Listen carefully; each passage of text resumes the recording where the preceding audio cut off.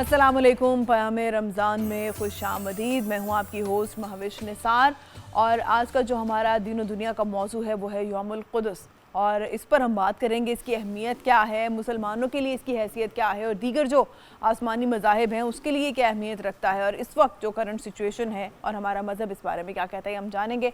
राय मंजूर नासिर साहब हमारे साथ होते हैं, आज भी हमारे साथ मौजूद हैं, उनसे रहनुमाई लेंगे और उनसे जानेंगे कि इसकी अहमियत क्या है, इसकी तारीख़ क्या है और बाकायदा ट्रांसमिशन का हमेशा की तरह आगाज़ करेंगे तिलावत कलाम पाक से और तिलावत कलाम पाक की सआदत हासिल करें। आज हमारे साथ मौजूद हैं कारी इकराम रबानी साहब। अऊज़ु बिल्लाहि मिनश शैतानिर रजीम।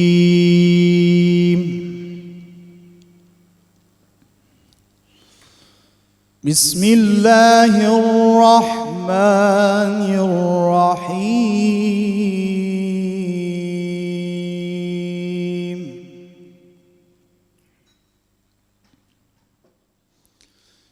इन्ना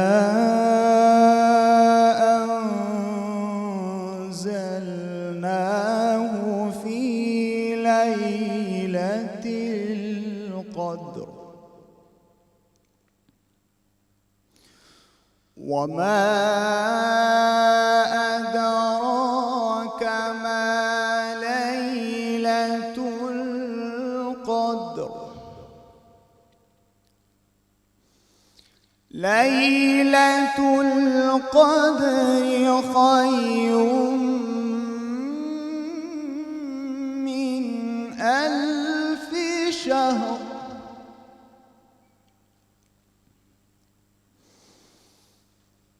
इन्ना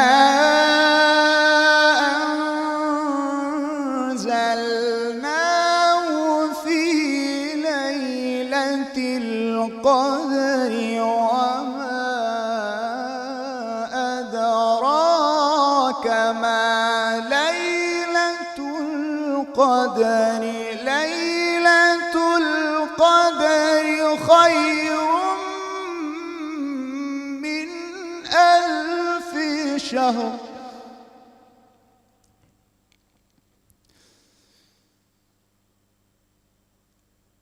तनज़्ज़लुल मलाइका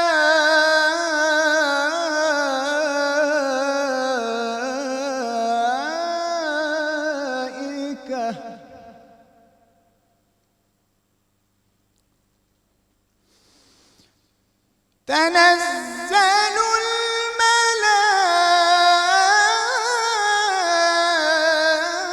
मलाइकतु वर्रूह फीहा बिइज़्नि रब्बिहिम मिन कुल्लि अम्र।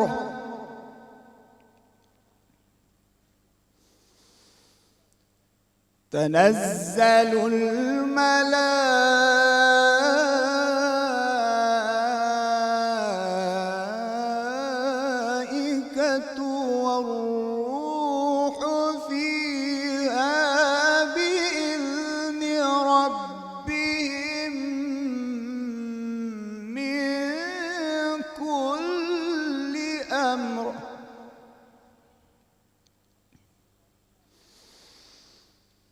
तनज़्ज़लुल मलाइकतु वर्रूह फीहा बिइज़्नि रब्बिहिम मिन कुल्लि अम्रिन सलाम।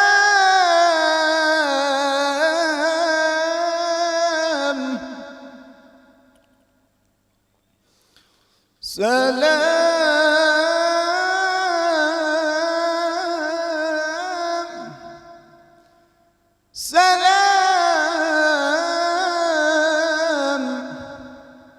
सलामुन हिय हत्ता मत्लइल फज्र।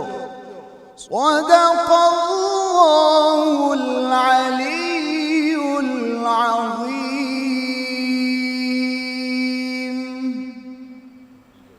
जज़ाकल्लाह जी, बहुत ही खूबसूरत आवाज़, बहुत खूबसूरत तिलावत और कलाम पाक बहुत ही आपने दिल से अक़ीदत से पेश किया। और अब बारी है हदिया नात की। नबी करीम सल्लल्लाहु अलैहि वसल्लम की खिदमत अक़दस में आज कुल्हाए अक़ीदत पेश करेंगे। हमारे साथ मौजूद हैं अवैस रज़ा साबरी। कोई लम्हा भी तेरे जिक्र से खाली ना हुआ, कोई लम्हा भी तेरे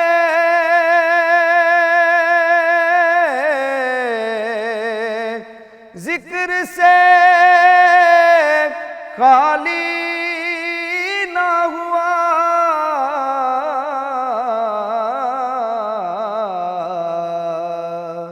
मैं तेरे बाद किसी दर का सवाली ना हुआ। तू है यसरब को मदीने में बदलने वाला,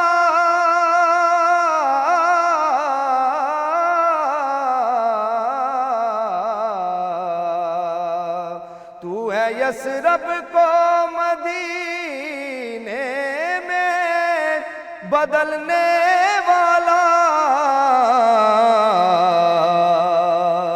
तेरे जैसा तो किसी शहर का वाली ना हुआ।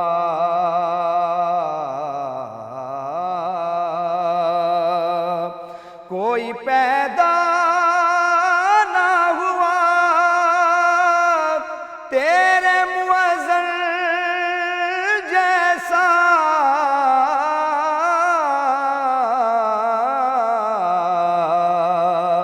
फिर अज़ानों में कभी सोज़े बिलाली ना हुआ। तेरी उम्मत के सिवा और किसी उम्मत में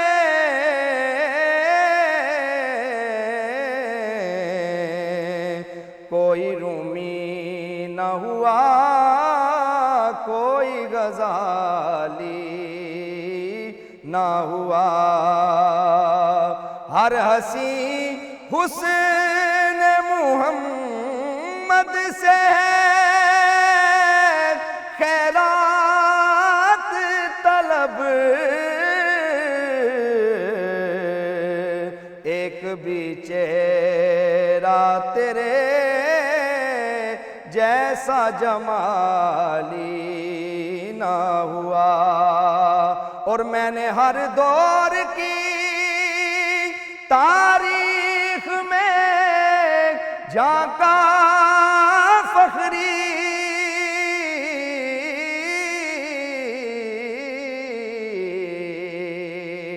मैंने हर दौर की तारीख में झांका फखरी। कोई इंसान मुहम्मद सा मिसाली ना हुआ। कोई लम्हा भी तेरे जिक्र से खाली ना हुआ। जज़ाकल्लाह जी अवैस रज़ा साबरी साहब, बहुत ही खूबसूरत कलाम आपने बहुत खूबसूरती और दिल से पेश किया। तो जनाब बढ़ेंगे अपने आज के मौजू की जानिब इस छोटी सी ब्रेक के बाद, साथ रहिएगा। पयाम रमज़ान में खुश आमदीद। तो बढ़ते हैं अपने आज की दिनों दुनिया के मौजू की जानिब, और आज का मौजू बहुत अहम है। एक तो आज जुमतुल विदा है, जुमा वैसे एक मुबारक दिन है। जुमतुल विदा जो रमज़ानुल मुबारक है, उसकी एक और ख़ास और अहम बात यह है कि यौमुल क़ुद्स के तौर पर दुनिया भर में मनाया जाता है। राय साहब हमारे साथ मौजूद हैं। मैं आपके और उनके बीच ज़्यादा देर रुकावट नहीं बनूंगी, डायरेक्ट हम राय साहब के पास ही चलते हैं और उनसे पूछते हैं कि यौमुल क़ुद्स की अहमियत क्या है और मुसलमान और जो दीगर मज़ाहिब हैं इसे किस तरह से देखते हैं। जी बहुत शुक्रिया, आपने बिल्कुल बजा कहा कि ये बहुत ही आम मौजू है और बहुत हसास मामला है पूरी दुनिया के मुसलमानों के लिए। हाँ।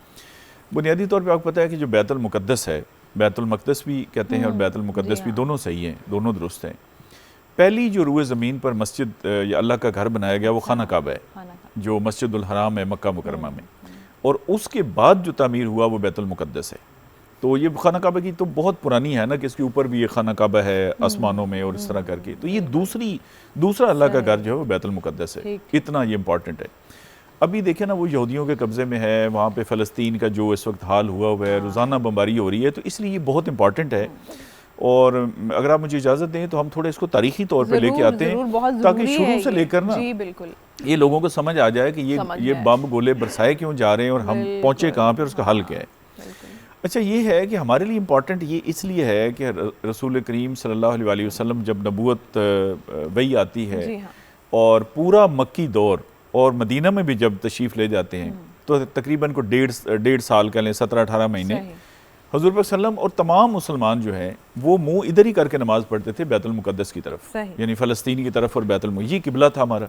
अच्छा, अब सोचे ना कि जिधर हमारे अल्लाह के रसूल सल्लल्लाहु अलैहि वसल्लम ने नमाज पढ़ी हो तकरीबन 14.5 साल और तमाम मुसलमानों ने पढ़ी हो, तो उसकी हमारे लिए तो बहुत इंपॉर्टेंस है। बिल्कुल ऐसे ही। अच्छा, दूसरा ये है कि जितने पैगंबर, सबसे ज्यादा पैगंबर यहाँ पे मदफून है। यहाँ पे सबसे ज्यादा पैगंबरों की सरजमीन कहते हैं ना, सही, इसको शहद और उसकी भी कहा जाता है ज़मीन, मतलब उसकी ज़रखेज़ी की वजह से और बरकतों की वजह से और सारी, और पैगंबर सब ज़्यादा यहाँ पे और यहीं पे मदफून है। अच्छा, अब इस्लाम देखे ना, शुरू यहाँ से होता है कि हम पहले पैगंबरों पे भी ईमान लेके आएंगे, अल्लाह पे, आखिरत पे और रसूलों पे। अच्छा, हम हज़रत ईसा को ईसा नहीं कह सकते, हज़रत ईसा अलैहिस्सलातु वस्सलाम। अच्छा, वो कह देते हैं जीसस, अच्छा मोसेस कह देते हैं, लेकिन हमने हज़रत मूसा अलैहिस्सलातु वस्सलाम, और हज़रत मूसा का पता है सब ज़्यादा जिक्र है कुरान पाक में। तो कहने का मकसद है कि हमारे लिए तो वो पैगंबर देखे ना, हज़रत इब्राहीम अलैहिस्सलाम की हम कुर्बानी देते हैं, हज़रत अम्मा हाजरा की हम सही करते हैं सफ़ा मरवा के दरमियान। अच्छा, हम जो दरूद पढ़ते हैं वो दरूद इब्राहीमी है, अल्लाहुम्मा सल्ली अला मुहम्मद व अला आले मुहम्मद कमा सल्लैता अला इब्राहीम व अला आले इब्राहीम। तो हम पिछलों को ओन करते हैं ना, यानी हम कहते हैं कि ये उसकी कंटिन्यूएशन है जो हज़ूर सल्लम का हुआ है। अच्छा, इसलिए हमारे लिए वो पैगंबरों का भी वहाँ पे होना और हज़ूर सल्लम का और पूरी मुसलमान उम्मत का 14.5 साल उस तरफ मुँह करके नमाज पढ़ना, इसलिए हमारे लिए बहुत इंपॉर्टेंट है। जब हिजरत होती है ना मक्का से मदीना, तो वहाँ पे एक मस्जिद है, और ये भी बड़ी अजीब बात देखे ना कि मस्जिद नबी में ये वाक़या नहीं हुआ जी, यानी हालांकि मदीना तो छोटी सी बस्ती है ना, बिल्कुल। वो एक और मस्जिद थी, वहाँ पे हुजूर अकरम सल्लल्लाहु अलैहि वसल्लम नमाज पढ़ा रहे थे, और नमाज के दौरान 2 शबान में नमाज के दौरान वही नाज़िल हुई। अच्छा। कि हुजूर सल्लम ऐसे अल्लाह की तरफ देखते थे ना कि दिल ये करता था कि हम ये जो खाना काबा है ना, हम इधर नमाज पढ़ें। तो अल्लाह ने फरमाया सूरत अल बकरा में कि हम देख रहे थे कि आप ऊपर मुँह करके हमारी तरफ मुतवज्जो हो रहे थे, अल्लाह ने नमाज के दौरान ही कहा मुँह बदल लें, खाना काबा चेंज कर लें। सो फ़लस्तीन से खाना काबे की तरफ मुँह कर लिया। कुछ लोगों ने पीछे फॉलो किया, कुछ ने कहा पता नहीं क्या हो गया, और ये भी उनका टेस्ट था। अल्लाह ताला ने कहा भी देखिए जो फॉलो करना है तो फिर फॉलो करना है। अच्छा, उस मस्जिद को अल्हम्दुलिल्लाह मैंने बड़ी दफ़ा ज़ियारत की है। उसके 2 फिर किबला है ना, यानी वो पुराना किबला भी और नया भी, उस कहते हैं मस्जिद किबला तैन। अच्छा। और ये मदीना मुनव्वरा में है जहाँ पे ये तब्दीली हुई। अच्छा, एक तो हमारे लिए इंपॉर्टेंट है। एक नाजरीन के ज़हन में शायद ये सवाल आया कि मेराज पे नमाज फ़र्ज हुई, तो मैं 14.5 साल क्यों कह रहा हूँ, मेराज तो हुई और उसके थोड़े अरसे बाद मदीना मुनव्वरा आ गए। देखिए, मेराज में बाकायदा ये 5 नमाजें जैसे अभी हैं इस फॉर्म में आई, लेकिन नमाज उससे पहले भी थी, इन वन फॉर्म और दी अदर। उसकी रक्तों में फ़र्क हो सकता है, कुछ और फ़र्क हो सकता है, लेकिन नमाज थी। अच्छा, दूसरा ये देखें कि जो मेराज है हज़ूर अकरम सल्लल्लाहु अलैहि वसल्लम की, हज़ूर सल्लम कहाँ थे? मक्का मुकरमा में। अच्छा, जाना किधर था? अल्लाह ताला के पास। तो मक्का से सीधा बंदा ऊपर जा सकता है, कोई ज़रूरत नहीं थी। अल्लाह ताला ने सिर्फ बैतुल मुक़द्दस की अहमियत बताने के लिए और आपके सवाल को वाज़ेह करने के लिए कि इसकी क्या अहमियत है, अल्लाह ताला पहले हज़ूर सल्लम को उधर ले गया, फ़लस्तीन, बैतुल मुक़द्दस। कुरान की जो है ना 15वां पारा, सूरत बनी इसराइल, उसकी आयत नंबर 1, वो शुरू यहाँ से होती है, बिस्मिल्लाहिर्रहमानिर्रहीम। सुबहानल्लज़ी असरा बिअब्दिही लैलम मिनल मस्जिदिल हराम इलल मस्जिदिल अक्सा। अच्छा, पाक है वो ज़ात यानी अल्लाह ताला जो ले गया अपने बंदे यानी हजूर सल्लल्लाहु अलैहि वसल्लम को रातों रात मस्जिद हराम से मस्जिद अक्सा तक। वाह, सुभान देखा ना, ये मैंने कहा कि बिल्कुल। सिर्फ उसकी अहमियत बताने के लिए बिल्कुल। जिसके माहौल को हमने बरकत दी। जी। अच्छा, वहाँ पे सिर्फ ये नहीं कि हजूर सल्लम ने कोई थोड़ा बहुत आराम फरमाया और फिर ऊपर ना, वहाँ पे सब पैगम्बरों को जमा किया गया। वाह। 1,24,000 के लगभग जितने भी पैगम्बर हजूर सल्लम से पहले थे उन सबको वहाँ जमा किया गया। ये फजीलत। फिर सबकी वहाँ नमाज हुई, हजूर सल्लम ने इमामत फरमाई। सही। तो आप अंदाजा कर लेना कि फिर हमारे लिए तो वो मतलब ज़िंदगी से बढ़ के है बिल्कुल उसकी ऐसे ही अहमियत। है, बिल्कुल ऐसे। अच्छा, फिर ये है कि अब ये जो यहूदियों के साथ हमारा क्लैश है, जी। इसके मैं थोड़ा सर्च करता हूँ कि ये कैसे स्टार्ट हुआ। यहूदियों की सरिश्त में ये बात है अच्छा। कि इन्होंने मतलब पूरा कुरान इससे भरा पड़ा है कि इन्होंने अल्लाह ताला के साथ बदअदी की। हाँ, हाँ, हर 2 नंबरी जो अगर सीखनी हो ना तो वो आप इस कौम से सीख लें। सही। और अल्लाह ताला ने कहा कि हमने पूरी दुनिया में इन्हें फजीलत दी थी, लेकिन इनके करतूतों की वजह से वो फजीलत अल्लाह ताला ने वापस ले ली। ठीक है, और वो फजीलत फिर अल्लाह ताला ने हमारी उम्मत को अता फरमाई। लेकिन अल्लाह ताला ने कहा भाई एक हफ्ते वाले दिन सैटरडे को आपने मछलियां नहीं पकड़नी। अच्छा, ये घेर गार के ना उधर पहले पौंड में जमा कर लेते थे, आगे जाल लगा देते थे और इतवार को पकड़ लेते थे। तो हर काम में जो 2 नंबरी है ना वो इन्होंने की, और साजिश खास तौर पे वो इनसे बड़ी पक्की मंसूब है, खास है। अच्छा, हजूर अकरम सल्लल्लाहु अलैहि वसल्लम जब मदीना तशरीफ ले गए तो वहाँ पे आप सरबराह ममलकत बन गए, सारे कबीलों ने आपको मान लिया जी कि आप ही हमारे हेड हैं। तो आपने एक मुआहदा फरमाया जिसे कहते हैं चार्टर ऑफ मदीना, मिसाक मदीना, आपको याद है हमने पढ़ा। उसमें जो फरीक थे, कबीला औस, कबीला खजरज के मुसलमान, अंसारी, और जो मक्के से मुसलमान यानी मुसलमान हो गए ना एक पार्टी। बिल्कुल, बिल्कुल। एक कबीला औस और खजरज के जो अभी मुसलमान नहीं हुए थे, और तीसरे थे यहूदी। और यहूदियों का उस वक्त भी बिजनेस इतना ही वसी था जितना आजकल है, यानी शुरू से ये पैसा इकोनॉमी इसमें ये बहुत मास्टर है। उस वक्त सबसे इंपॉर्टेंट चीज होती थी फोर्ट। कला किसके पास है? अच्छा। देखा ना, कला होगा तो आप महफूज होंगे ना। बिल्कुल, आपका असला, आपकी औरतें, आपके बच्चे, आपका कबीला, आपका पैसा तब महफूज है जब कला आपके पास है। बिल्कुल ऐसे ही है। मदीने में टोटल 72 कले थे। अच्छा। उसमें से 59 यहूदियों के पास थे। आप अंदाजा कर लें। अच्छा, इन्होंने वो मिसाक मदीना के तहत ये था कि हम एक हैं, अगर एक पे हमला होता है तो समझा जाएगा कि दूसरा दूसरे पे होता है तो पहला। हर दफा इन्होंने यहूदी ने उसको तोड़ा है, हर दफा। और जब हजूर पर सल्लम पे मुसलमानों पे हमला हुआ है, बजाय ये मुसलमानों का साथ देते उस मुआहदे के तहत जो ये पाबंद थे, इन्होंने दूसरी पार्टी का साथ दिया। और वहाँ पे इनके 3 मेन कबीले थे, बनु कुरैज़ा, बनु नज़ीर और बनु कैनका। अच्छा, तीनों के खिलाफ फिर हजूर सल्लम को एक्शन लेना पड़ा, और फाइनल ये है कि तीनों का वहाँ पे कला कमा हुआ या ये माइग्रेट कर गए। वो आपको याद होगा, काब बिन अशरफ एक यहूदी था, उसको जिस तरह से वो मारा गया खुशबू का, और वो सारा बड़ा खूबसूरत वाक़या। अच्छा, फिर वहाँ से तो इनकी जड़ खत्म हो गई, लेकिन ये जाके आबाद हो गया ज्यादातर खैबर में। और खैबर में इन्होंने फिर वही कार्रवाई शुरू कर दी कि कुफार मक्का के साथ साजबाज, और कभी मंसूबा बताएं कि मदीने पे हम हमला करते हैं, कभी कबीलों को मदऊ बस साजिशें ही चलती रही ना इनके दिमाग में कि कैसे, और अल्लाह को धोखा देने की कोशिश, अल्लाह को धोखा दे सकते। बिल्कुल। और उसी साजिशों के चक्कर में फिर रसूलुल्लाह सल्लल्लाहु अलैहि वसल्लम को सुलह हुदैबिया के बाद खैबर में जाके इनके खिलाफ कार्रवाई करनी पड़ी, जिसमें वो मरहब को हज़रत अली रज़ी अल्लाह ताला उन्होंने कत्ल किया, और ये खैबर फतह हुआ। अच्छा, खैबर फतह होने के बाद ये शाम में और आगे पीछे बिखर गए और इनके साथ हो गया। अच्छा, फिर ये फ़लस्तीन वाला इलाका था ना, ये हज़रत उमर रज़ी अल्लाह ताला अन्हु के दौर में फतह होता है, और बैतुल मुक़द्दस खास तौर पे। यहाँ पे इनका मिला जुला रहा है, कभी यहूदियों का कब्जा, कभी ईसाइयों का कब्जा, कभी किसी और का। लेकिन मुसलमानों का जो स्टार्ट है वो हज़रत उमर का 16 हिजरी में हज़रत उमर के दौर में फतह होता है। अच्छा, ये इतने समझदार थे कि इन्होंने कहा जी कि हम सरेंडर करते हैं। पता था लड़ तो नहीं सकते, मुसलमानों की बड़ी ताकत थी, ये वाले हालात थोड़ी थे जैसे हम जूते खा रहे हैं। मतलब ऐसे लोग कांपते थे मुसलमानों के, तो उमर के तो नाम से ही कांपते थे। बिल्कुल ऐसे। अच्छा, इन्होंने कहा जी कि आप खलीफा अगर खुद तशरीफ लाए ना तो हम चाबी उनके हवाले कर देते हैं। शहर होता था ना, ताले लगे होते थे, बिल्कुल वार्ड होता था, वार्ड होता था, जैसे हमारी वार्ड सिटी है। हज़रत उमर रज़ी अल्लाह ताला ने खुद तशरीफ ले गए। देखिए ना, ये नहीं कहा कि हम ताकत में हैं, ये कत्तो गारत कर दें। ये इस्लाम अमन का मजहब है, ये सलामती का मजहब है। वरना खलीफा को क्या जरूरत है कि वो मदीना से चल के वो बैतुल मुक़द्दस में जाए। अच्छा, आप तशरीफ ले गए और वो गुलाम और वो एक ऊँट ले गए। आप अंदाजा कर लें, खलीफा वक्त है, गुलाम और बारी बारी। गुलाम ने कहा जी मैं, फरमाया नहीं, आप इंसान हैं, मेरे और आपके बराबर हक है। मसलन 1 मील मैं सवारी करूंगा, 1 मील। अच्छा, वो जब वहाँ पहुंचे तो बारी थी गुलाम की, तो उसने कहा जी अब मतलब आप, फरमाया नहीं, मैं आपका हक तो नहीं मार सकता। उसने कहा जी आप खलीफा हैं। फरमाया खलीफा को तो और जिम्मेदारी है, बिल्कुल आपने मुहर पकड़ी हुई है और गुलाम साहब ऊपर सवार है, बैठा हुआ है। अच्छा, और हज़रत उमर रज़ी अल्लाह अन्हु के कुर्ते के पैबंद लगे हुए हैं और साहबा वो ये सोचते हैं कि वो हम एक जगह पे जा रहे हैं, वो लोग क्या कहेंगे कि खलीफा पैदल चल रहा है। कुछ साहबा कराम ने कहा ना कि अगर मेहरबानी करें कपड़े, तो उन्होंने फरमाया कि अल्लाह ने हमें जो इज्जत दी है वो और है, वो इन कपड़ों की इज्जत नहीं है। अच्छा, ये बहरहाल मुसलमानों के पास आ गया। अच्छा, मुसलमानों के पास जब आ गया तो अब ये सारे यूरोप को तकलीफ शुरू हो गई कि भाई ये क्या हो गया। अच्छा, और फिर इन्होंने शुरू की सलीबी जंगें। सलीबी जंगें वो अगर आपने ब्रेक लेनी है तो हम उसके बाद बात करते हैं। हाँ, सलीबी जंगें भी ये बहुत इंटरेस्टिंग टॉपिक है और बड़ा डिटेल्ड भी है, तो मैं कह रहा हूँ बहुत इस पे चीजें भी ये ड्रामाज और मूवीज बनी हुई है। तो जनाब सलीबी जंगों के हवाले से बताने लगे राय साहब, लेकिन एक छोटी सी ब्रेक लेंगे, साथ रहिएगा। क़याम रमज़ान में खुशामदीद। ब्रेक पे जाने से पहले हम बात कर रहे थे यौमुल कुदस की और बात हो रही थी, राय साहब हमें इसकी थोड़ी तारीख, इसका कॉन्टेक्स्ट समझा रहे थे और बात हो रही थी सलीबी जंगों की, तो वहीं से बात को शुरू करें। जी बिल्कुल, मैंने अर्ज़ किया कि हज़रत उमर रज़ी अल्लाह तआला अन्हु के दौर में बैतुल मुक़द्दस फतह हो गया और उसके बाद फिर पूरे यूरोप ने कहा जी कि ये क्या हो गया, और पूरा यूरोप इस पर इकट्ठा हो गया। आप अंदाज़ा कर लें कि एक वो था पोप अर्बन 2, अर्बन 2 भी लिखा होता है पोप अर्बन 2। अच्छा, वो पोप, उसके साथ फ्रांस, जर्मनी, इटली, ये सारे मुल्क जो है ना, यूके, ये सब इकट्ठे हो गए और इनके शहजादे और बादशाह खुद आते थे, यानी कोई ऐसी वैसी नहीं थी। पहली दफ़े इन्होंने 16 लाख की फौज इकट्ठी की। उस वक्त सोचे ना 16 लाख। ये टोटल सलीबी जंगें जो है ना ये बनती है 9 और ये इनका अरसा है 201 साल का।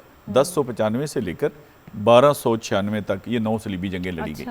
अच्छा, सलीबी जंगों का मकसद ये है कि यूरोप से सलीब, हज़रत ईसा अलैहिस्सलाम का ये कहते हैं ना कि उनको सलीब किया गया, वो जो उनका निशान है। अच्छा, उस निशान पे इन्होंने सबको इकट्ठा किया कि ये मजहबी जंग है, जैसे जहाद हम कहते हैं, और उसमें शहजादे भी और पूरी दुनिया, कुछ में तो औरतें तक आईं और लोगों ने अपना पैसा दिया और इंटरनेशनल कंपनीज इनकी साजिशों में इनकी औरतों ने बड़ा किरदार अदा किया है। औरतों का तो वो तो ऐसे सरायत कर गई कि उन्होंने लोगों की फैमिलीज में वो तो घुस गई, उसका हिस्सा बन गई, उन्होंने तो कुछ भी नहीं सोचा। अच्छा, इसमें ये था कि फाइनली ये 1095 में जब ये स्टार्ट होती हैं सलीबी जंगें, तो 4 साल के बाद ये कामयाब हो जाते हैं यूरोप वाले कि ये दोबारा से उसको कब्जा ले लेते हैं मुसलमानों से। तो सकूते कह लें, सकूत हो गया, सकूत ढाका हम कहते हैं, सकूत बैतुल मुकद्दस जो है ना ये हो गया 1099 में ईस्वी। अच्छा, उसके बाद फिर मुसलमानों की हालत उस वक्त थोड़ी सी पतली थी, ऑटोमन एम्पायर में कभी कोई प्रॉब्लम आ गई, ये वो, तो ये खराबी पैदा हुई और फातमियों ने बेसिकली जो मिस्र के थे ना, फातमीज ऑफ इजिप्ट, उन ये आगा खानी जिनकी आगे उन्हीं के नस्ल से है। अच्छा, वो इतना दिफा नहीं कर सके जितनी जरूरत थी, क्योंकि उन्होंने दिफा तो किया लेकिन वो जाहिर सी बात है 16 लाख फौज का यकदम आना। अच्छा, खैर वो बाद में भी हमले होते रहे, मुसलमान भी कोशिश करते रहे, वो भी करते रहे। सल्जूकों ने बहुत जबरदस्त इसमें रोल प्ले किया, उन्होंने इनको चुन चुन के मारा और ये इतने बदबख्त थे कि हंगरी से जब ये गुजरते थे तो हंगरी वाले इनको मारते थे। हालांकि हंगरी जो है वो यूरोप में है। अच्छा, क्योंकि इनका देखे ना, जो औरतें मिली उनको कत्ल कर दिया, इज्जतें खराब कर दी, बच्चे मार दिए, फसलें उजाड़ दी, यानी बिल्कुल जैसे वैशी होते हैं ना, इस तरह के। तो इनके अपने भी कई लोग इनके खिलाफ हो जाते थे। अच्छा, फाइनली आपने सुना होगा इमादुद्दीन जंगी और नूरुद्दीन जंगी। नूरुद्दीन जंगी को जो है ना, ये हुआ था ना हज़रत सल्लम को, जो इन्होंने यहूदियों ने आप सल्लम की कब्र मुबारक से आपके जिस्म अतर को निकालने की कोशिश की, उन्हें ज़ियारत हुई थी। उनका जो आगे थे ना एक और, वो थे सलाहुद्दीन अय्यूबी। तो सलाहुद्दीन अय्यूबी ने, इन्होंने जंगियों ने भी बड़ी टिका के जंगी हुई। सलाहुद्दीन अय्यूबी की इनसे जंग होती है 1186 में। सही, ये बात शायद मीडिया पे पहली दफा हो रही है जब मैं अब करने लगा हूँ। उसको कहते हैं बैटल ऑफ हतीन। हतीन एक जगह का नाम है, हतीन की लड़ाई। अच्छा, सही। और वहाँ पर मौरिख ये लिखते हैं कि सलाहुद्दीन अय्यूबी ने कोई आतिशगीर मादा फेंका, एग्जैक्टली ये अल्फाज हैं, और उससे ये 30,000 बंदा जल के मर गया। अच्छा, अब मैं साथी तौर पर सोचता हूँ कि वो कोई एटम बम की इब्तदाई शक्ल थी। फॉस्फोरस, एग्जैक्टली, फॉस्फोरस का पाउडर था, मैंने ये मूवीज देखी। 30,000 आप देखें ना जी, 30,000 लोगों का, और वो जल्दी बुझती नहीं थी। एग्जैक्टली, जल के जो मर जाना है, ये वहाँ पे हुआ। और उससे अगले साल जो है 1187 में ये उन्होंने बैतुल मुकद्दस दोबारा फतह कर लिया सलाहुद्दीन अय्यूब। अब लोग कहते हैं ना, कोई या अल्लाह कोई अय्यूबी भेज, और अपने अमाल ठीक नहीं करने। हाँ जी, ये 88 साल जो है ना, ये समझे इनके पास रहा। उसमें ये ज्यादा ईसाई थे और थोड़े बहुत यहूदी भी शामिल थे, लेकिन ज्यादा ईसाई थे। अच्छा, उसके बाद ये मुसलमान मतलब उमर रज़ी अल्लाह तआला अन्हु से लेकर इस 88 साल के अलावा ये मुसलमानों के पास ही रहा। अच्छा, अब ये हुआ कि 1948 में जब ये दूसरी जंग अजीम होती है, तो तुर्क ज़रा कमज़ोर हो चुके थे। पहली जंग अजीम में भी ऑटोमन एम्पायर जो थी, तुर्कों की उस्मानिया, उन्होंने ये अरबों को कहा जी आप भी अलग हो जाएं, आप भी अलग हो जाएं। इनको उन्होंने स्पॉन्सर किया और इसके हिस्से बखरे शुरू होने हो गए। और खिलाफत ख़त्म हो गई पहली जंग अजीम के बाद, और दूसरी में तो फिर बिल्कुल हालत पतली हो गई। तो फिर इन्होंने कहा कि जी हम ये इसराइल का एक नाजायज़ मुल्क क्रिएट करते हैं फ़लस्तीन के अंदर। अच्छा, रीज़न उसकी ये थी, मजहबी रीज़न उनकी नहीं थी, यूरोप वालों की, क्योंकि रिसोर्सेज यहाँ इतने ज़्यादा थे कि ऑयल और बाकी सारी चीज़ें देखें ना तो वो ये गढ़ है। अच्छा, यहूदियों ने इसको दोनों तरह से लिया। उन्होंने कहा जी एक तो रिसोर्सेज बहुत हैं और दूसरा देखें ना हमारा तो ये हैकल सुलेमानी और ये सारा इधर है, तो वो दोनों उन्होंने मिक्स करके और फिर पूरी दुनिया से यहूदी आके वहाँ पे आबाद होना शुरू हो गए। पहले इन्होंने वहाँ पे ज़मीनें खरीदी। अच्छा, अब देखें जब भी आपकी ज़मीनें, ये एक दफ़ा इंडिया ने भी साजिश की है पाकिस्तान की कि इसकी बहुत सारी ज़मीन ही खरीद लें सेम पैटर्न पे, वो फिर हमारी फौज को पता लग गया और वो इनका फ्लॉप हो गया, प्रोग्राम फ्लॉप हो गया। अच्छा, ज़मीनें कैसे उन्होंने खरीदी हैं कि आपकी 1 करोड़ की चीज़ है तो उन्होंने कहा जी आप 3 करोड़ लें, तो उन्होंने कहा चलें बेच देते हैं, डबल ट्रिपल। लेकिन वो देखें ना एरिया तो छोटा सा है। फिर 1948 में यकदम उन्होंने जो है पहले झड़पें होती रही और उन्होंने ऐलान कर दिया जी कि हमारी रियासत है, और 11 मिनट के बाद अमेरिका शरीफ ने उसे जो है तस्लीम कर लिया। देखें अब देखें ना, ये तालिबान ने किया है, फतह किया है, सारा किया है, कोई मानता है कोई नहीं मानता है, लास्ट टाइम भी 11 मिनट के बाद फिर फलाने, क्योंकि ये इस पे पूरी दुनिया, गैर मुस्लिम दुनिया सारे का इकट्ठ था। अच्छा, 1948 में, और इसमें मैं ज़रूर क़ायद आज़म का जिक्र करूंगा कि क़ायद आज़म ने ये 23 मार्च वाले जलसे में और उसके अलावा भी हर दफ़ा ये कहा कि ये नाजायज़ मुल्क है और किसी तौर भी हम यहूदियों को नहीं मानते। अच्छा, 48 के बाद अरबों ने कोशिश की जंग के ज़रिए, उस वक्त भी जंग हुई, फिर 67 में 6 रोज़ा जंग हुई, बड़ी कड़ाकेदार। अच्छा, लेकिन नतीजा उसका ये निकला कि उल्टा अरबों के इलाकों पे कब्जा हो गया। एक तो फ़लस्तीन वाले एरिया पे हो गया, शाम की गुलान हाइट्स पे हो गया, इधर उनका सीना जो है वो जो है डेजर्ट है मिस्र का वो हो गया, उर्दन का कुछ इलाका उन्होंने कब्जे में कर लिया, कुछ लबनान का कर लिया। देखिए, लड़ाई असल में वो कहते हैं जी मुसलमान कमज़ोर हैं, भाई उनकी लड़ाई इसराइल से थोड़ी थी, वो थी अमेरिका के साथ और पूरी यूरोप के साथ। जी बिल्कुल। यानी देखें ना, अगर अमेरिका समेत 70-80 मुल्क या 100 मुल्क इकट्ठा हो जाए तो इसराइल तो आगे समझे एक बंदूक चलाने वाला है ना।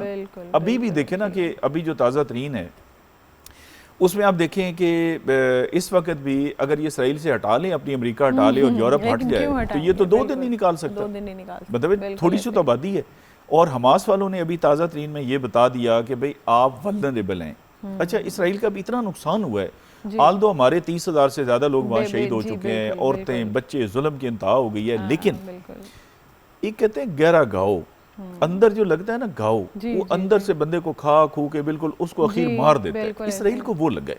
वो कैसे लगा है? इन्होंने पूरी दुनिया में ये कहा कि हमने अपना बनाया हुआ है एक डोम, और बिल्कुल हम ऐसे नाकाबिले तस्खीर हैं, हमें कुछ हो ही नहीं सकता। कोई मिसाइल मारेगा तो हम इंटरसेप्टर मारेंगे, और हमारे जहाज, हमारी तोपें, हमारी ये वो, और पता है इनकी हर शहरी ट्रेनिंग करता है फौज की। अच्छा, और वो ज़ाहिर सी बात है, देखना जब इंटरनेशनल कंपनियां बन गई, सिक्योरिटी कंपनियां, दूसरी कंपनियां, स्पाइस कंपनियां, वो सारी बेसिकली इसराइल स्पॉन्सर्ड थी, क्योंकि इनके पास ये टेक्नोलॉजी थी। हमास ने ये बता दिया कि उधर ही रह के, जहां इनका घर घर के कोने कोने में कैमरा लगा हुआ है, इतनी सीवियर सर्विलेंस है, उन्होंने देखे ना कि वो कैसे बम बना लिए, कैसे रॉकेट बना लिए, कैसे उन्होंने वो सोचे ना, इतनी टाइट सिक्योरिटी में ये मुमकिन ही नहीं है। अच्छा, उन्होंने इनका ये जो अटैक हुआ अक्टूबर वाला, उन्होंने इनका 1500-2000 बंदा मार दिया हमास ने। अच्छा, ये अब जितना भी रिटेलिएशन कर रहा है, इसका वो घाव नहीं भर रहा। देखा ना, इंडिया से टेक्नोलॉजी लेता था, इंडिया ने कहा जी कि जैसे आपने उनको सीधा किया ना फलस्तीन में, हमने कश्मीरियों को करना है, आप करें। इस तरह की जहां जहां पे प्रॉब्लम था, पूरी दुनिया इनसे कर रही थी। उन्होंने कहा भाई ये तो अपनी हिफाजत नहीं कर सकते, हमारी क्या करेंगे। इनका जो इमेज लॉस हुआ है, एक इमेज होता है ना, देखने एक चौधरी है पूरे गांव में, उसको थप्पड़ भी लग जाए ना, उसकी तो इज्जत गई। तो इनको थप्पड़ तो नहीं लगा ना, इनको तो पसलियां टूट गई हैं। अच्छा, अब ये रिटेलिएशन जो है ना, मैंने कहा कि गो ये बहुत बड़ा नुकसान है, लेकिन मुसलमान शहादतें देते आए हैं, और हमें ये चाहिए कि हम इनकी मसनूआत का बाइकाट करें। लेकिन उसमें मेरी गुजारिश है कि या गवर्नमेंट, बस आखिरी मेरा ये मैसेज समझ लें, या कोई जमात इस्लामी या कोई दूसरी इस्लामी कोई उलमा इकट्ठे होके वो बताएं भी कौन सी मसनूआत है, वो तो देखना ये जिससे मुखालफत होती है एग्जैक्टली वो बता दें। और ये रिक्वेस्ट है लोगों से भी कि ये KFC, मैकडॉनल्ड्स या इस तरह की चीज़ें कुछ ऐसा नहीं है कि अगर आप ये नहीं खाएंगे तो आप भूखे रह जाएंगे, आपके बच्चे भूखे रह जाएंगे। फॉर गॉड से इस चीज़ को रियलाइज करें, और इसका जो अपने मुल्क में बनने वाली चीज़ें उसका ऑल्टरनेट निकालें, और ऑल्टरनेट्स मौजूद हैं। तो एक छोटी सी ब्रेक लेंगे, राय साहब हमारे साथ ही आज साथ रहिएगा। एक ही इल्तिजा या रसूले खुदा, एक ही इल्तिजा या रसूले खुदा, राहतें हों अता या रसूले खुदा, राहतें हों अता या रसूले खुदा। और मुश्किलें खुद ब खुद दूर होने लगी, मुश्किलें खुद ब खुद दूर होने लगी। नाम जब भी लिया या हबीबे खुदा, नाम जब भी लिया या रसूले खुदा, एक ही इल्तिजा या रसूले खुदा। और छोड़ कर तेरे दर को न जाऊं कहीं, हाँ छोड़ कर तेरे दर को न जाऊं कहीं, छोड़ कर तेरे दर को न जाऊं कहीं। तेरा हो बस गदा या रसूले खुदा, तेरा हूँ बस गदा या रसूले खुदा। और घर के अफराद को भी मिले हाज़री, घर के अफराद को भी मिले हाज़री, घर के अफराद को भी मिले हाज़री। तेरे दर की शाहा या रसूले खुदा, तेरे दर की शाहा या रसूले खुदा। और लब पे तेरी सना के सिवा कुछ ना हो, लब पे तेरी सना के सिवा कुछ ना हो, लब पे तेरी सना के सिवा कुछ ना हो। हर घड़ी है दुआ या रसूले खुदा, हर घड़ी है दुआ या रसूले खुदा। राहतें हों अता या रसूले खुदा। और पाक खैरात में नात की रोशनी, पाक खैरात में नात की रोशनी, पाक खैरात में नात की रोशनी। मैं हूँ मिदहत सारा या रसूले खुदा, मैं हूँ मिदहत सारा या रसूले खुदा। राहतें हों अता या रसूले खुदा।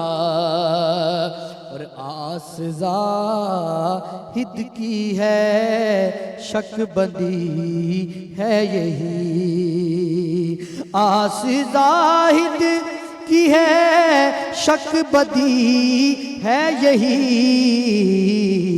पाए के लका या रसूले खुदा, पाए के लका या रसूले खुदा। राहतें हों अता या रसूले खुदा। जज़ाकल्लाह जी। अली रज़ा सुल्तानी नात ख़ान जिन्होंने अभी ये नात पेश की और बहुत खूबसूरत आवाज़ और बहुत अच्छा अंदाज़ भी। तो जनाब हमारे गेस्ट भी हमें ज्वाइन कर चुके हैं और एक ऐसी शख्सियत हैं जो एक ऐसा इदारा चला रहे हैं जहाँ पर मुफ्त तालीम फराम की जा रही है। CSS और PMS की तैयारी फ्री में करवाई जा रही है तलबा को, और अच्छी और बहुत बड़ी अचीवमेंट इस इदारे की ये है कि यहाँ से मुस्तफ़ीद होने वाले बेशुमार स्टूडेंट्स इस वक्त आला ओहदों पर फाइज हैं और मुल्क की खिदमत कर रहे हैं। मैं बात कर रही हूँ पीर मोहम्मद ज़ियाउल हक नक्शबंदी की, उन्हें खुश आमदीद कहते हैं जी। बहुत शुक्रिया, बहुत शुक्रिया सर आपके तशरीफ़ लाने के लिए और वक्त देने के लिए। ये बताइएगा कि आइडिया आपको आया कैसे? वैसे तो हम बहुत सी NGOs ऐसे इदारे देखते हैं जो बच्चों को फ्री तालीम दे रहे हैं, लेकिन इस लेवल की फ्री तालीम के फिर माशाल्लाह अगर वो CSS कर जाते हैं, वो PMS कर जाते हैं, फिर आला ओहदों पर फाइज होते हैं मुल्क की इस तरह से खिदमत का, ये कैसे आइडिया आया आपको? बिस्मिल्लाहिर्रहमानिर्रहीम। सबसे पहले तो ये है कि इस तरह के आइडिया जब हम राय मंजूर नासिर साहब जैसे दोस्तों के साथ बैठते हैं तो फिर ही अच्छे आइडियाज़ आते हैं। सर की बड़ी शफकत हासिल है, एकेडमी में तशरीफ़ भी लाते हैं और घर में बुला के खाना भी खिलाते हैं, चाय भी पिलाते हैं। और सीरत रसूल अकरम सल्लल्लाहु अलैहि वसल्लम पर जितना इन्होंने काम किया है पाकिस्तान में, इतना हमने बड़ा काम नहीं देखा इनका कि हमारी कौम पर, बच्चों पर कि वो उस किताब को पढ़ें, उससे मुस्तफ़ीद हों, और उसके साथ जो एक इनाम का एक छोटा सा वो रख दिया लालच कि बच्चे उसमें ज़्यादा इंटरेस्ट लें। जी जी। तो जब ये मैंने सोचा कि कोई ऐसा काम करना चाहिए जो खैर का काम हो, और मैंने कभी कॉपी नहीं किसी को किया, किसी से कभी मुकाबला नहीं किया, तो सर्वे करने के बाद मालूम हुआ कि कोई भी एक ऐसा सिंगल इदारा पाकिस्तान में मौजूद नहीं जो नीडी बच्चों को ब्यूरोक्रेसी में लाने की कोशिश कर रहा हो। तो हमने माशाल्लाह उस काम का बेड़ा उठाया। 4 साल पहले जो थे बड़े मुश्किलात के थे, 8 साल इस इदारे को हो गए।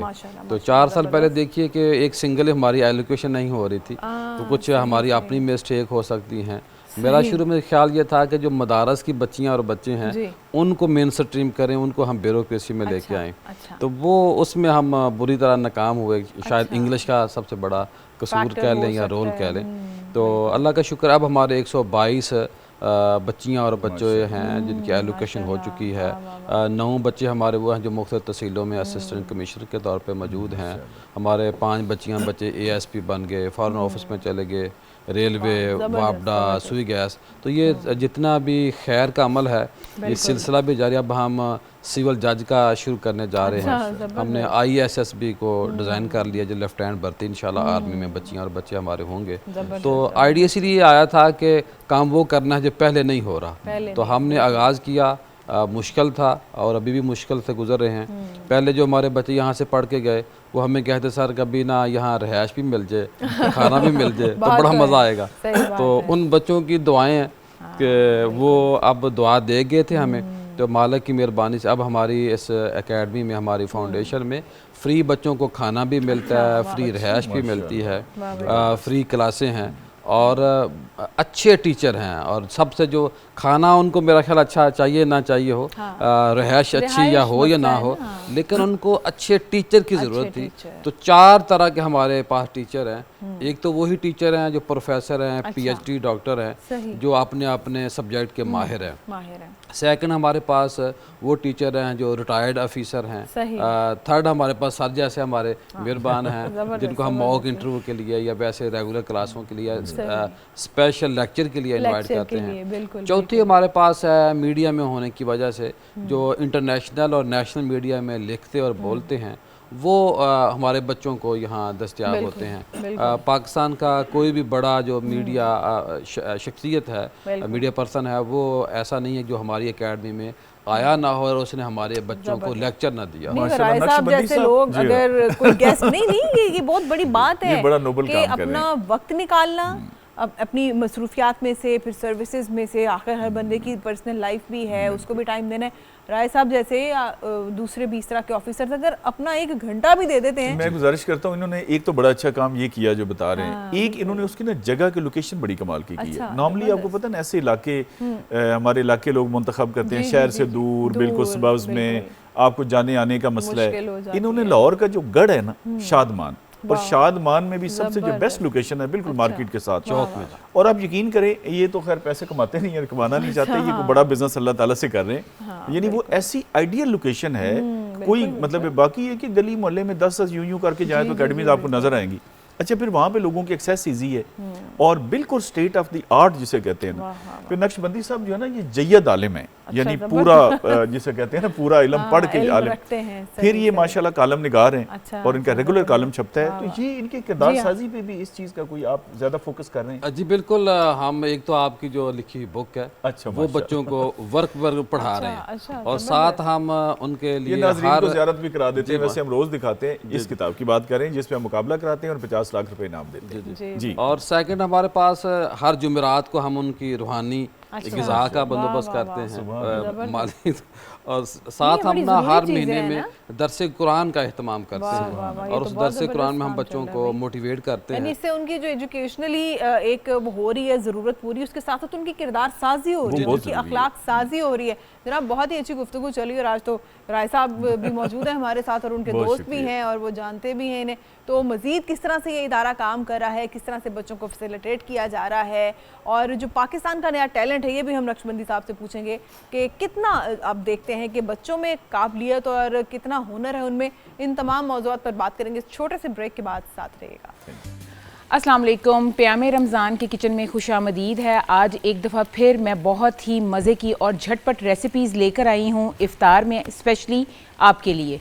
तो आज मैं जो अपनी रेसिपी स्टार्ट करने से पहले मैं आपको बताती चलूं कि मैंने सबसे पहले लाइफ बॉय के साथ हैंड वॉश किए हैं, जो कि मैं हमेशा घर से निकलने से पहले, बल्कि सुबह उठते साथ ही मैं सबसे पहले लाइफ बॉय के साथ हैंड वॉश करती हूं, क्योंकि मैं अपने आप को जर्म से 100% प्रोटेक्शन देना चाहती हूं और साथ साथ अपनी फैमिली को भी बीमारियों से सेफ़ रखना चाहती हूँ, क्योंकि ये 10 सेकेंड के अंदर आपके हैंड्स को बिल्कुल जर्म से प्रोटेक्ट कर देता है।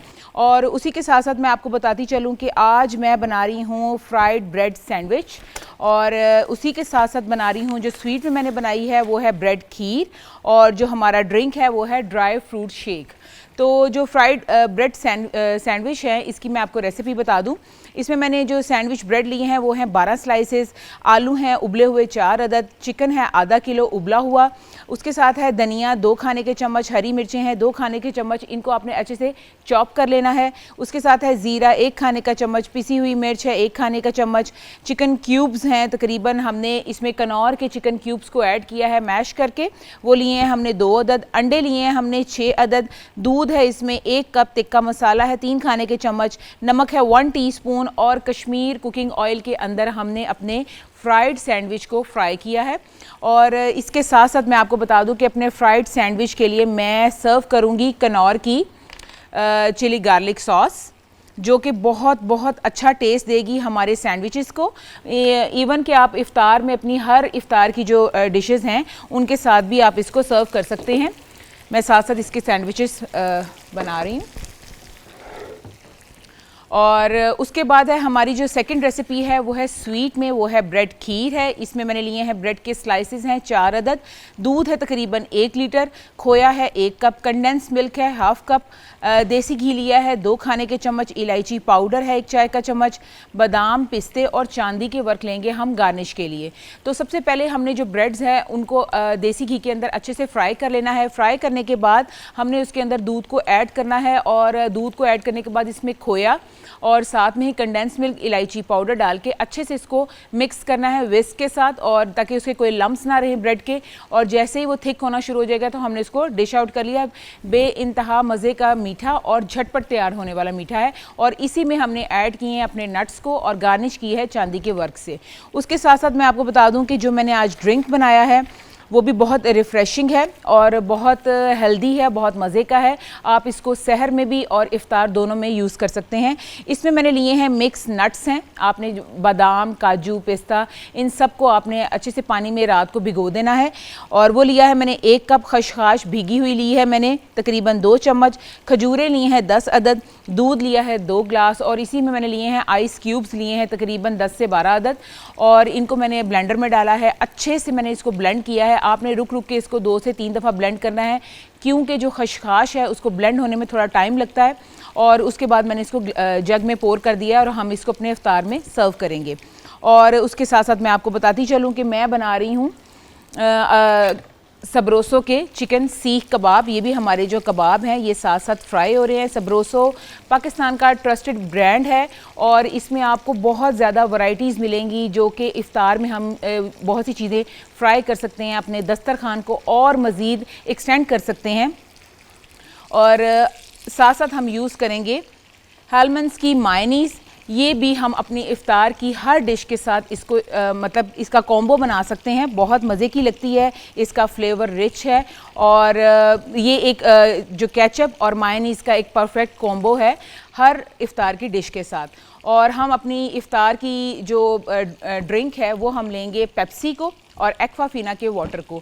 तो आप भी अपने अफ्तार को सबरोसो की जितनी भी फ्राइड आइटम्स हैं उनके साथ आपने यूज़ करना है कनौर की केचप को, चिली गार्लिक सॉस को, टोमेटो केचप को भी। टोमेटो केचप में रियल टोमेटो का टेस्ट है और उसके साथ साथ आप कनौर के चटपटा नूडल्स के साथ भी बहुत मज़े की डिशेस बना सकते हैं। और साथ ही मैं जाते जाते आपको कह दूँ कि आपने लाजम लाइफ बॉय के हैंड वॉश के साथ हैंड्स ज़रूर वॉश करने हैं किचन में जाने से पहले और किचन में आने के बाद, ताकि आप अपने आप को और अपनी फैमिली को जर्म से महफूज रख सकें जस्ट 10 सेकंड के अंदर।